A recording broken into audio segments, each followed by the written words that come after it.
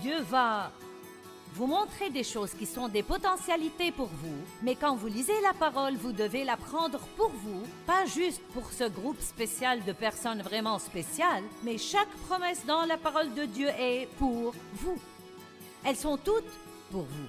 Dieu veut vous bénir. Dieu veut vous promouvoir. Dieu veut vous élever. Dieu veut vous utiliser.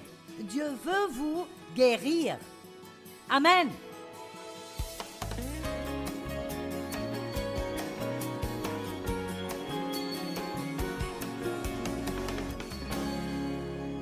Deutéronome chapitre 1 verset 20. Je vous ai dit, vous voici arrivés près de la région montagneuse des Amorites que notre Dieu nous donne. C'est Moïse qui dit cela. Vois, le Seigneur ton Dieu t'a remis le pays. Monte, prends-en possession, comme le Seigneur, le Dieu de tes pères, te l'a promis. Ne crains pas, ne te laisse pas abattre.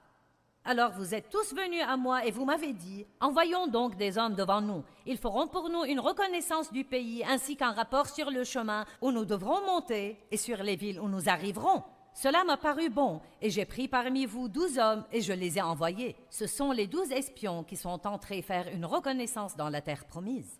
Et effectivement, le verset 25 dit, ils y ont cueilli des fruits du pays et nous les ont rapportés. Ils nous ont déclaré, le pays que le Seigneur notre Dieu va nous donner est un bon pays. Regardez le verset 26. Pourtant, vous vous êtes révoltés contre les commandements de votre Dieu en refusant d'y aller. Je n'ai pas le temps de tout lire, mais plus loin. Ils ont décidé, bien maintenant, nous y irons. Et Dieu a dit, n'essayez pas d'entrer maintenant, parce que je ne suis pas avec vous.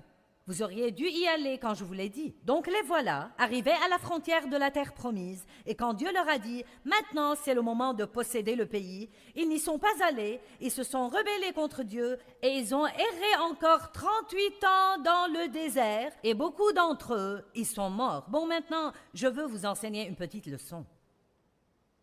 Quand Dieu dit, il est temps de vous occuper de quelque chose,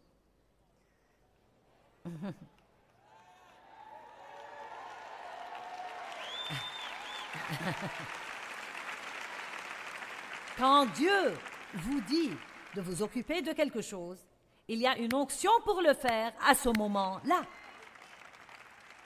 Et vous ne pouvez pas le mettre de côté jusqu'à un moment plus pratique ou un moment apparemment plus facile ou un moment où vous vous sentez prêt, parce qu'alors vous pouvez décider, j'en ai marre de supporter ça, je pense que je vais m'en occuper maintenant, et puis vous rendre compte que Dieu ne vous a pas oint à ce moment-là.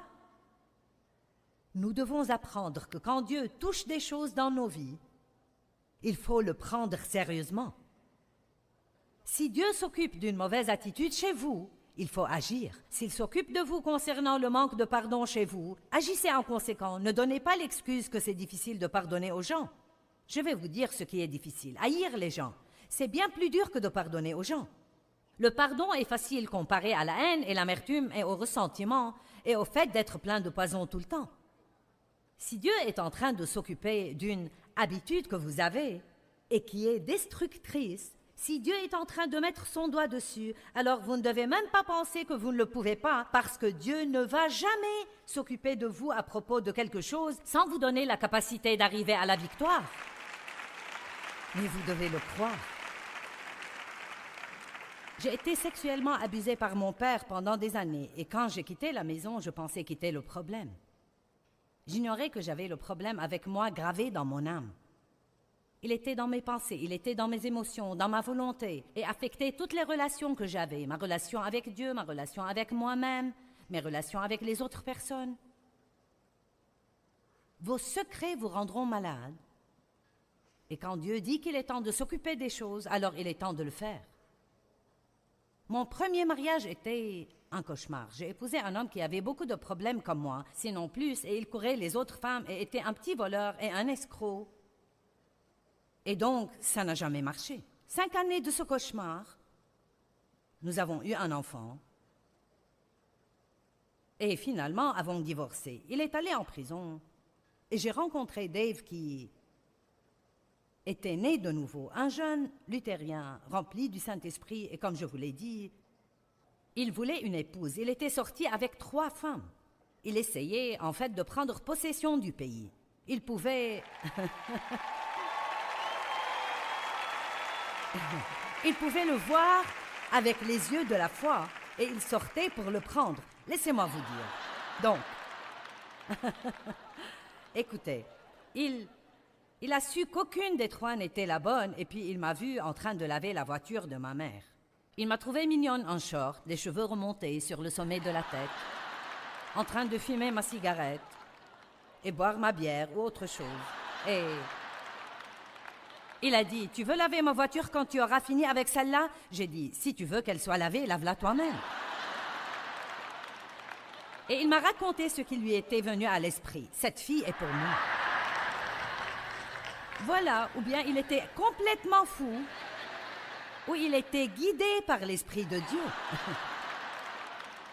Nous sommes sortis seulement 5 fois, puis on s'est mariés. Il devait aller vite avant de comprendre sur quoi il tombait.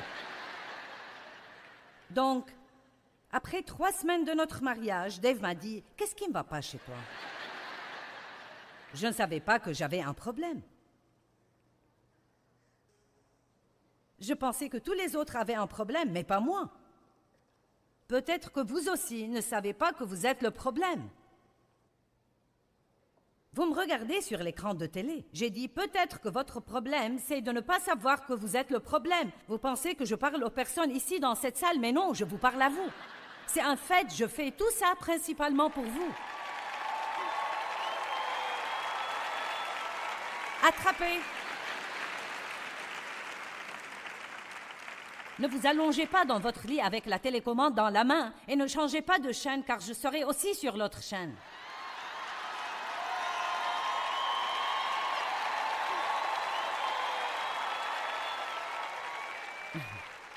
Vous ne pouvez pas filer. Si vous regardez la télé, vous allez me trouver. Et donc, je ne savais pas que j'avais tous ces problèmes. Dave et moi allions à l'église, vous savez. Il aimait Dieu, j'aimais Dieu. Je croyais en Jésus, j'étais née de nouveau, mais je ne m'occupais pas de mes problèmes. Donc un soir, Dave et moi sommes allés à un service de l'église et il y avait une femme qui témoignait qu'elle avait été abusée par son père. Son histoire était au fait si semblable à la mienne qu'il s'en était vraiment effrayant. Elle avait géré son problème différemment de moi. Elle était devenue une prostituée et avait eu plein de problèmes. Et puis elle avait rencontré un homme de Dieu et raconté comment Dieu avait fait avec elle et l'avait guérie. Elle avait écrit un livre. Et Dave m'a acheté le livre car il avait su que j'avais été abusée. Je lui ai partagé ce qui m'était arrivé. Et il me l'a donné. Et le matin suivant, j'ai ouvert le livre et j'ai commencé à lire son histoire. Et quand elle expliquait les choses que son père lui avait faites, elle correspondait à ce que mon père m'avait fait. Et j'ai senti la douleur venir en rugissant à travers mon âme parce que j'avais tous ces trucs soigneusement enfermés derrière des portes closes et je ne m'en occupais pas. Et j'ai jeté le livre à travers la pièce et j'ai dit, je ne vais pas lire ce livre. Et j'ai entendu le Saint-Esprit dire très délicatement mais fortement, c'est le moment. C'est le moment. Et peut-être que Dieu pourrait vous parler ce soir et il parle à certains qui regardent la télé ou qui écouteront le CD plus tard. C'est le moment. Il est temps d'arrêter de tourner et tourner autour des mêmes montagnes en accusant quelqu'un d'autre pour tous vos problèmes, regardant toujours vers votre passé sans vision positive pour le futur. Laissez-moi vous dire encore une fois que peu importe ce qui vous est arrivé dans votre passé, peu importe ce qui vous arrive maintenant dans votre vie, ça n'a pas le pouvoir de vous empêcher d'avoir une vie géniale si vous décidez d'une vision positive pour votre futur.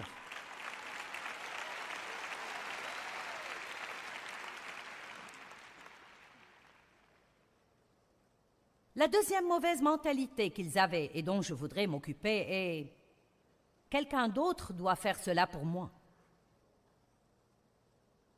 Aujourd'hui, nous appelons ça la mentalité du droit acquis. Quelqu'un d'autre doit s'occuper du désordre que j'ai mis. Quelqu'un d'autre doit le faire. Pas moi, quelqu'un d'autre. Ça s'appelle l'irresponsabilité. Et quelle pagaille nous avons à cause de ça dans notre monde d'aujourd'hui. C'est le moment de prendre la responsabilité. Vous dites, ce qui m'est arrivé n'était pas ma faute. Non, ce ne l'était pas. Ce qui m'est arrivé n'était pas ma faute, mais ce que je fais à ce sujet est ma responsabilité. Et ce que vous faites à ce sujet est votre responsabilité. Allez maintenant. Ce n'était pas ma faute que mon père m'abuse sexuellement. Ce n'était pas ma faute.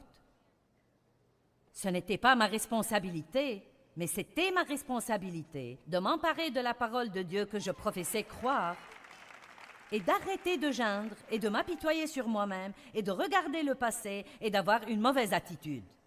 C'était ma responsabilité. Ce n'était pas quelque chose dont il fallait que je m'attende à ce que quelqu'un vienne faire miraculeusement à ma place. Je devais commencer à obéir à Dieu et faire ce qu'il voulait que je fasse.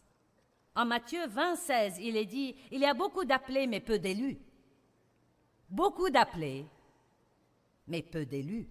Je crois que beaucoup de gens sont appelés à faire de grandes, étonnantes choses. Je pense vraiment que le monde devrait être époustouflé par les chrétiens. Oui, vraiment. Je pense que nous devrions être les héros du monde. Les gens ont besoin de héros, de gens pour lesquels avoir du respect. Ils ont besoin de gens à admirer, quelqu'un qui leur montre la bonne direction. Chaque petit enfant adore jouer aux super-héros. Mes deux plus jeunes garçons ont tous les costumes de super-héros qu'on puisse avoir. J'en ai même un pour jouer aux super-héros avec eux. J'ai ma propre cape de super-héros. Elle a un J sur le dos avec un éclair en travers.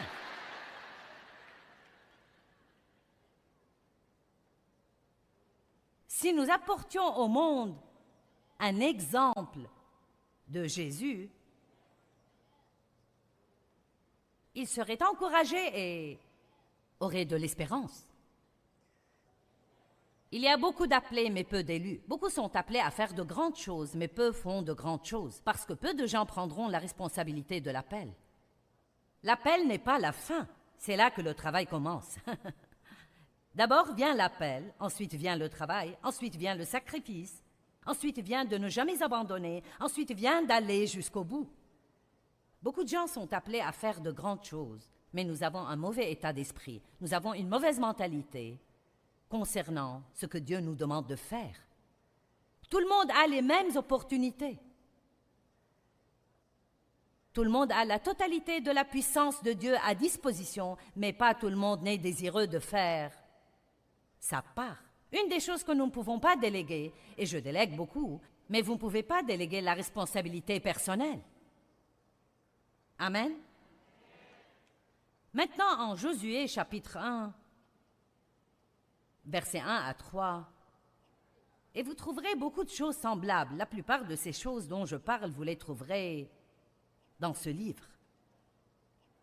C'est le chapitre 17, Mentalité du désert, numéro 2. Quelqu'un le fera à ma place, je ne prends pas la responsabilité. Et Josué 1 à 3, nous voyons que la Bible dit ceci. Après la mort de Moïse, serviteur du Seigneur, le Seigneur dit à Josué, fils de Nun, qui était aide de Moïse, « Moïse, mon serviteur, est mort. » Bon, c'est un constat très intéressant car si vous savez ce qui s'est passé avant ça, c'était « Pourquoi donc Dieu dirait-il que Moïse est mort ?» Josué savait bien que Moïse était mort. Ils avaient déjà pleuré Moïse pendant 30 jours. Donc, pourquoi dire que Moïse est mort? Parce que ça implique en fait quelque chose de très important et qui n'est pas explicite dans le texte. Et ce qui est impliqué, c'est « Il est maintenant temps pour toi de prendre de nouvelles responsabilités. » Parce que, voyez-vous, Moïse faisait tout pour les Israélites. Il faisait même leur repentance. Ils ne se repentaient pas pour leurs péchés. Quand ils agissaient stupidement et péchaient, Moïse allait supplier Dieu de ne pas les tuer. Et je pense que nous devons réaliser ce soir que peut-être certaines de nos anciennes façons de faire les choses sont mortes et c'est un nouveau jour. Et Dieu dit, il est temps de s'occuper des trucs. Il est temps de monter dans un nouveau niveau de responsabilité. Il est temps d'arrêter de remettre les choses à plus tard jusqu'à un moment plus opportun. Maintenant, il est temps. Amen? Qui ne veut plus tourner et tourner autour de la même montagne stupide encore une fois? Très bien. Bon, si vous ne voulez pas tourner autour, il reste seulement une chose et c'est passer à travers. La seule sortie, c'est à travers. Vous m'entendez? La seule sortie, c'est à travers. Moïse est mort, donc maintenant lève-toi.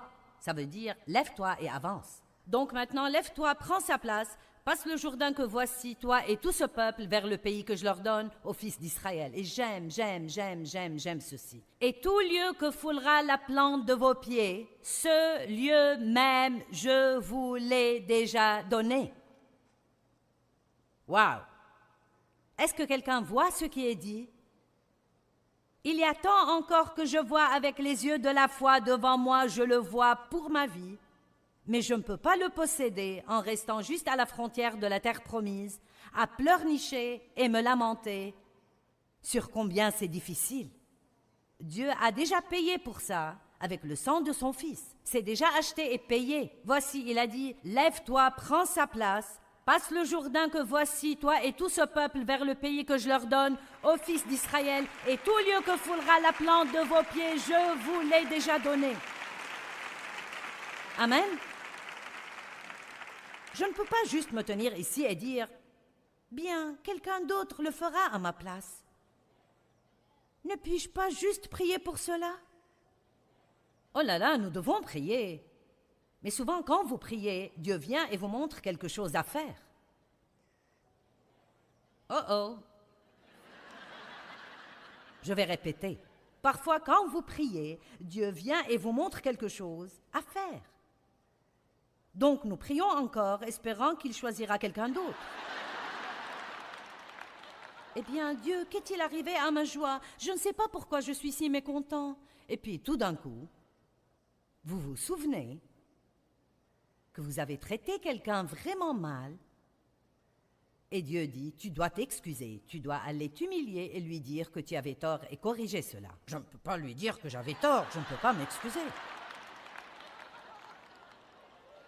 Quand vous priez, Dieu vous montre des choses. La Bible dit, regarde la fourmi.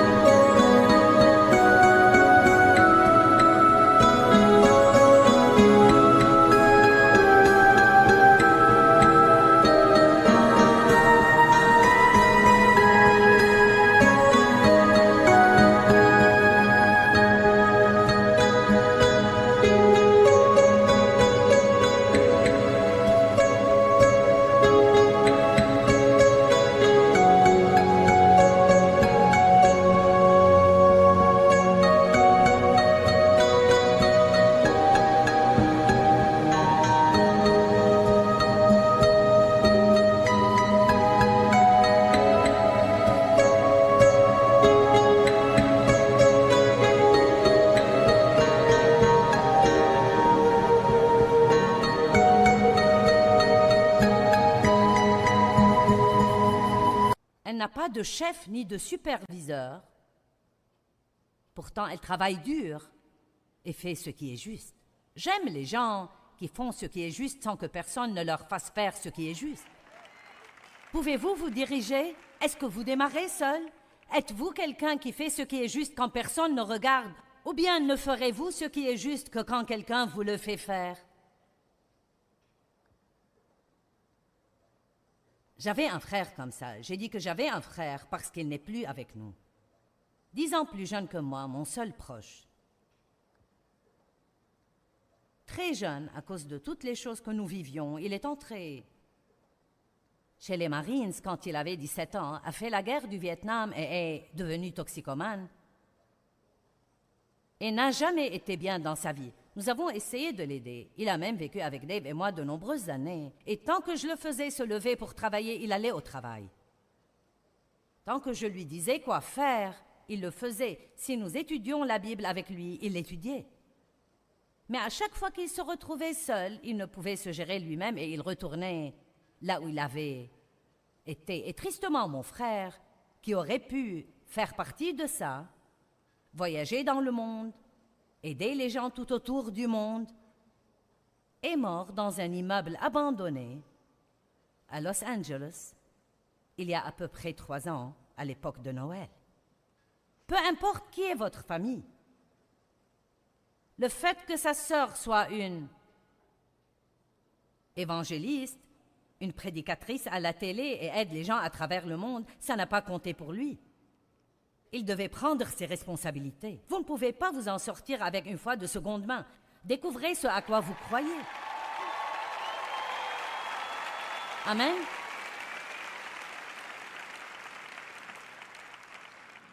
Personne ne le fera à votre place. Il est temps de vous aguerrir et de vous lever et de dire « Je vais prendre possession du pays que Jésus est mort pour me donner. Si quelqu'un peut avoir ce que Jésus est mort pour lui donner, je peux avoir ce que Jésus est mort pour me donner. » Il y a tant de choses merveilleuses dans la parole de Dieu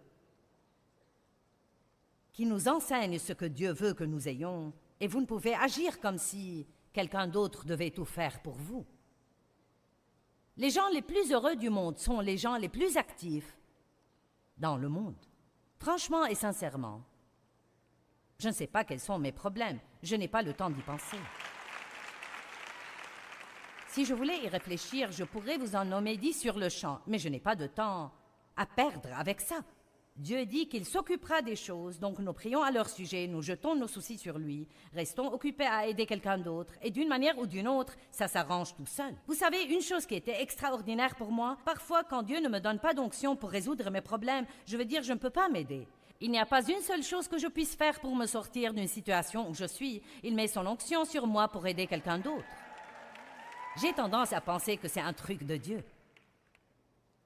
Quand vous ne pouvez pas vous aider vous-même, semez dans la vie des autres, alors Dieu apporte une récolte dans votre vie. La vie est trop difficile. C'est vraiment trop difficile. Trop difficile. Je suis tellement fatiguée d'entendre les gens dire ça. Trop difficile de pardonner. Rends-moi les choses faciles, Seigneur. Je ne peux pas le faire si les choses sont difficiles. Ça ne marche pas. Deutéronome 30, 11. Car ce commandement que je te donne aujourd'hui n'est pas trop difficile pour toi, ni hors de ta portée. Le commandement que je te donne aujourd'hui n'est pas trop dur pour toi. Pouvez-vous dire ce soir, quoi que Dieu me demande de faire, je peux le faire avec son aide. Vous voyez, certains ne le disent même pas. Dites tous, quoi que Dieu me demande de faire, je peux le faire. Rien n'est trop dur avec Dieu. Toutes choses sont possibles avec Dieu. Mais le diable chuchote à votre oreille et essaye de mettre une pensée fausse dans votre tête. Ça ne changera jamais. Ça fait 20 ans que ça dure, sûrement que ça ne changera pas. Tu devrais l'oublier. Rien de bon ne t'arrivera jamais. Et ça, juste quand vous voulez dire « je ne vais pas abandonner ». Apprenez comment dire « je ne vais pas abandonner ». Vous n'avez vraiment rien d'autre à faire que persévérer. Qu'allez-vous faire d'autre?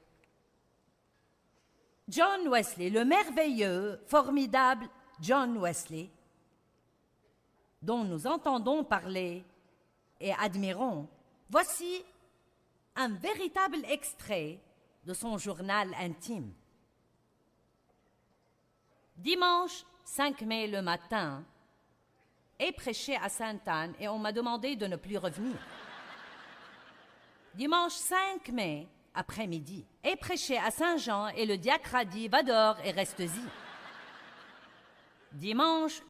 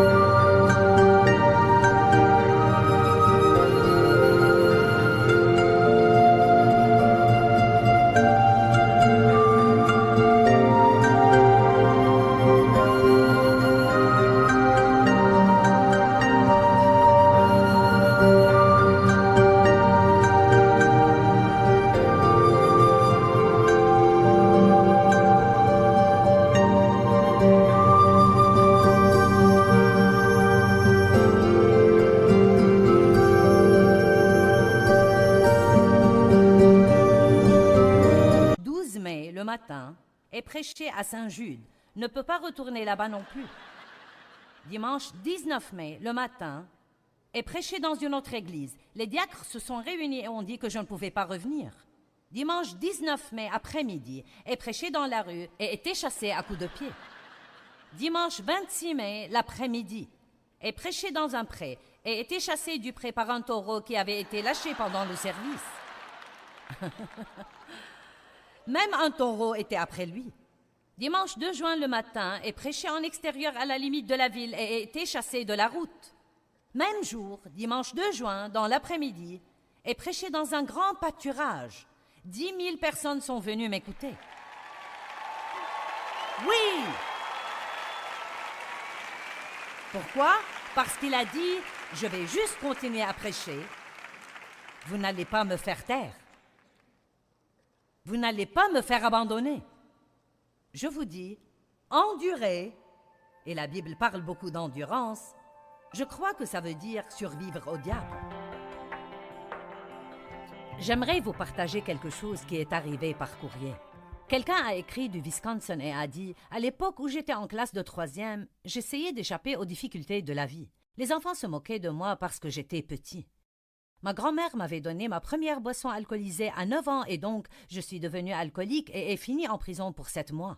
Des années plus tard, j'ai entendu Joyce prêcher et j'ai depuis écouté son programme. J'ai appris combien la vie chrétienne est extraordinaire quand vous vivez dans les fruits de l'esprit et étudiez la parole de Dieu comme une manière de vivre. Et je souligne cela. Étudiez la parole de Dieu comme une manière de vivre. Vous savez, renouveler votre intelligence, c'est oublier votre passé et utiliser vos yeux spirituels et commencer à marcher dans la parole de Dieu.